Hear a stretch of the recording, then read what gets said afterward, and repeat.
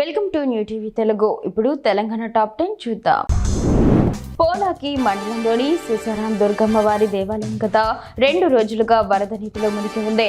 ఇటీవల కురిసిన భారీ వర్షాలకు వంశధార నది ఉధృతి పెరిగి ఆలయ ప్రాంగణంతో పాటు అంతరాలయంకి కూడా నీరు చేరింది. దీంతో భక్తులు అమ్మవారిని దర్శించుకోవడానికి తీవ్ర ఇబ్బందులు ఎదుర్కొంటున్నారు. వర్షాలు కురిసిన ప్రతిసారి ఇలాగే జరుగుతుందని స్థానికులు తెలిపారు. ఆలయం నుండి నీటిని తొలగించాలని వారు విజ్ఞప్తి చేస్తున్నారు. తుల్జాపూర్ పాదయాత్రలో భాగంగా మల్గి గ్రామం వద్ద రోడ్లపై నడుచుకుంటూ వెళ్తున్న భక్తులకు మాజీ సర్పంచ్ జట్కొండ మారుతి వాటర్ బాటిల్, అరటి పండ్లు పంపిణీ చేశారు. ఈ కార్యక్రమంలో బీఆర్ఎస్వి న్యాల్కల్ మండల మాజీ అధ్యక్షులు, మాజీ వార్డు సభ్యులు విఠల్, యువ నాయకులు దత్తు, నగేష్ తదితరులు పాల్గొన్నారు. ఈ సంఘటన జహీరాబాద్ నియోజకవర్గం, సంగారెడ్డి జిల్లా, తెలంగాణలో జరిగింది. కరీంనగర్ జిల్లా గన్నేరువరం మండలం కాసింపేటలోని మానస దేవి ఆలయంలో లక్ష్మీ అమ్మవారికి క్షీరాభిషేకం, జంట 108 శివనాగలింగాలకు జలాభిషేకం, గణపతి పూజ, పుణ్యవచనం, కుంకుమ పూజలు ఘనంగా నిర్వహించారు. భక్తులు మానసాదేవి అమ్మవారికి బొడిబియ్యం పోసి మొక్కులు చెల్లించుకున్నారు. ఆలయ కమిటీ సభ్యులు మాట్లాడుతూ భక్తులకు ఎలాంటి అసౌకర్యాలు కలగకుండా అన్ని ఏర్పాట్లు చేశామని తెలిపారు. ఆసిఫాబాద్ జిల్లా రెబ్బన మండలం కిస్టాపూర్ గ్రామానికి చెందిన సునార్కార్ లింగయ్య అనే వికలాంగుడికి 2 సంవత్సరాలుగా పెన్షన్ రావడం లేదు. ఒకే ఆధార్ కార్డుపై 2 యూఐడీలు నమోదు కావడం వల్ల మీ సేవలో స్లాట్ బుక్ కావడం లేదని, అధికారుల చుట్టూ తిరిగినా ప్రయోజనం లేదని ఆయన ఆవేదన వ్యక్తం చేశారు. ఇప్పటికైనా అధికారులు స్పందించి పెన్షన్ వచ్చేలా చర్యలు తీసుకోవాలని ఆయన వేడుకున్నారు. నాగర్ కర్నూలు జిల్లా కొల్లాపూర్ నియోజకవర్గం కోడేరు మండలం నర్సాయపల్లిలో దుర్గామాత నిమజ్జనం కార్యక్రమం వైభవంగా జరిగింది. పుర వీధుల్లో మేళ తాళాలతో దుర్గాదేవి శోభయాత్ర సాగింది.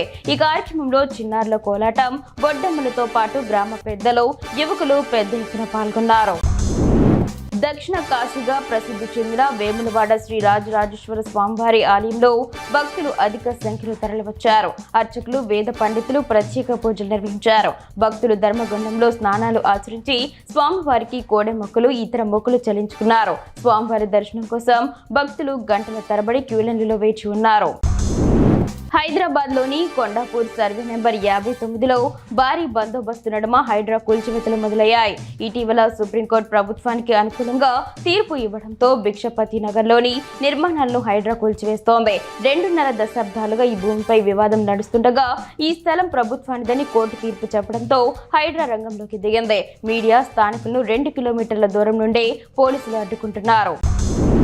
చొప్పదండిలో ఒక ఛానల్ ఆధ్వర్యంలో నిర్వహించిన చర్చా వేదికలో రాజకీయ పార్టీల నాయకులు వాగ్వాదానికి దిగారు. పట్టణంలో సెంట్రల్ లైటింగ్ పనులు ఆలస్యమవుతున్నాయని, సమీకృత మార్కెట్ ప్రారంభించలేదని బీజేపీ నాయకులు విమర్శించారు. తమ హయాంలో ప్రారంభించిన పనులనే కాంగ్రెస్ ప్రభుత్వం కొనసాగిస్తుందని బీఆర్ఎస్ నాయకులు ఆరోపించగా, అభివృద్ధి, సంక్షేమమే తమ ప్రభుత్వ ధ్యేయమని కాంగ్రెస్ నాయకులు బదులిచ్చారు.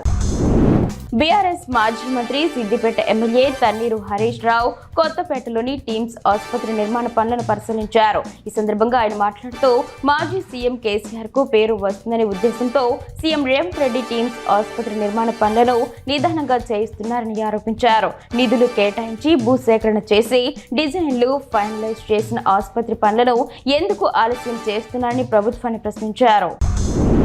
రామ్ నగర్ లోని చిన్న చౌరస్తా నుండి లలితా నగర్ రూట్ లో నర్సింగ్ ముద్దురాజ్ గణేష్ మండపం వెనుకాల నాలా బ్రిడ్జ్ వద్ద చెత్త పేరుకుపోవడంతో పారిశుద్ధ్యం అస్తవ్యస్తంగా మారింది. పారిశుద్ధ్య సిబ్బంది తొలగించిన ప్రజలు మళ్లీ చెత్త వేయడంతో పరిస్థితి పునరావృతమవుతోంది. దీనివల్ల వాహనదారులు తీవ్ర ఇబ్బందులు ఎదుర్కొంటున్నారు. దుర్వాసన కూడా వ్యాపిస్తోంది. ఈ సమస్యపై సంబంధిత అధికారులు స్పందించి చెత్త వేయకుండా చర్యలు తీసుకోవాలని స్థానికులు కోరుతున్నారు.